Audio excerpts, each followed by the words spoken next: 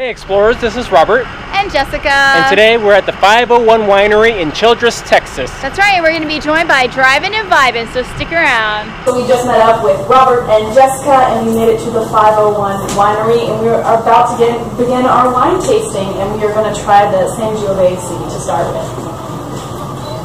Alright, now what are some characteristics of the Sangiovese? Okay, if you want the actual characteristics, you are very welcome to read it here. It's very fruit forward. Awesome. Has a very light body. It is not leggy.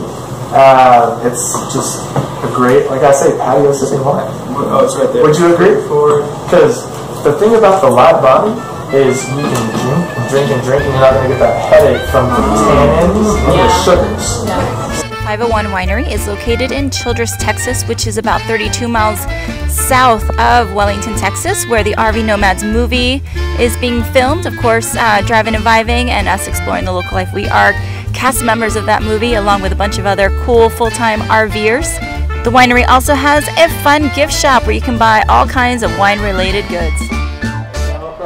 Hey Explorers, so as you know, we are here with Drivin And Vibin, and I have a few questions for Olivia that maybe some of you ladies also are wondering about. So, you are in this very small camper. Where do you put your clothes? Like, how do you organize your clothes, your shoes, and just things that you need for your everyday life? So on either side of our bed we have like 2 cabinets and we each get one side, so I had to reduce down to whatever would fit in those cabinets, and I'm actually still reducing every month. I have a bag that goes to Goodwill or to a thrift shop, wherever, and whatever I haven't worn or used in a couple weeks gets thrown in that bag, and amazingly that process is still happening now. And then in the closet, we both have, Kyle probably has more shoes than I do actually. Like I have a pair of tennis shoes, a pair of boots, and a pair of sandals, and that's it. So pretty much as minimal and small as we can go, the better.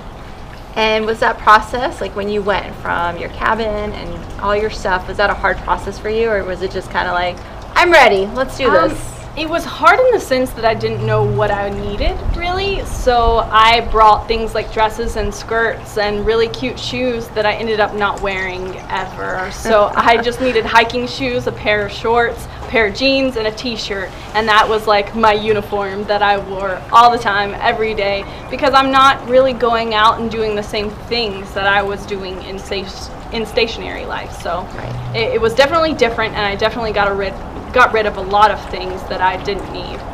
Do you find yourself having an issue like with the seasons? Like we find, like I have a really big fluffy like winter coat, and then like during summer I'm like, well great, I'm just gonna hang it on this hook because I have nowhere to put it. Like, do you find yourself struggling with that? Yes, definitely. Right now we are transitioning into this summer season, and I have so many jackets that I've accumulated along the way because I didn't start out with them at all. Coming from Alabama, I had very minimal winter clothes, and they were not sufficient for the type of cold that we were going into. And I mean, we never even stayed in really cold places in the winter. We were in the Southwest, but it gets pretty cold at night and it can be pretty chilly still. So we picked up things here and there along the way, and right now I have this whole cabinet full of stuff I'm not using, and I'm like, I need to get a storage bin, put all this stuff in there, throw it in the back of the truck, and you know, just get it out of the way, because space is so important and special that you have to really just have what you need. So it's getting in my way all the time right now. Awesome. So I am not alone in that. Well, I wanted to ask real quick then, how many tries does it take to get the hitch on? From you just back in it and get every time, or? I've gotten pretty good at it, but Olivia always helps me.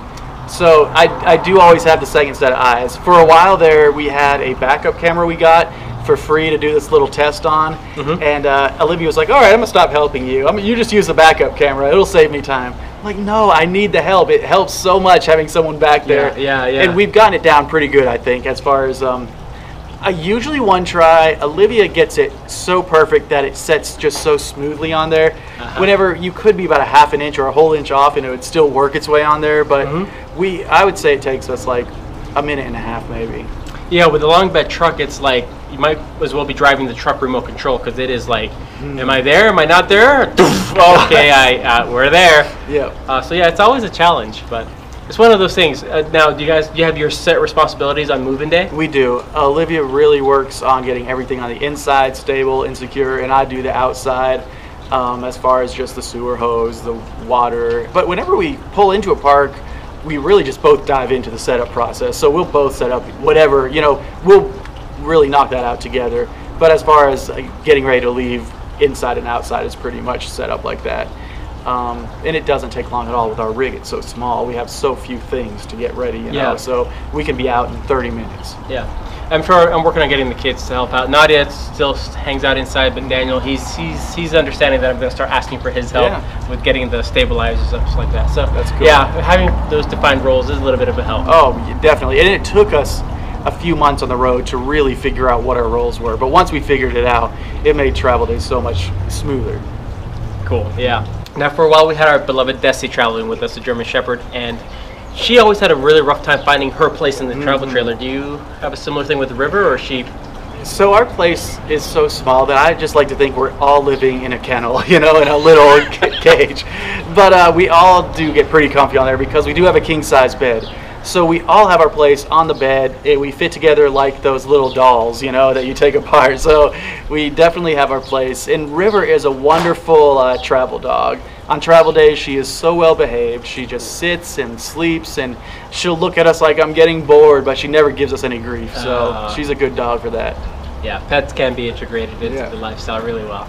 So guys, thank you so much for joining us. I hope that you enjoyed the time. I know that we had fun getting to know Kyle and Olivia from Drivin and Vibing, and make sure that you head on over to their channel and check out their video, which is, also at the winery. Yes. Thank you guys for having us today. It's been a lot of fun. It has. Bye. Hey everyone, we're at the 501 Winery. Come on, get a drink. Woo! Drink on. Oh my gosh.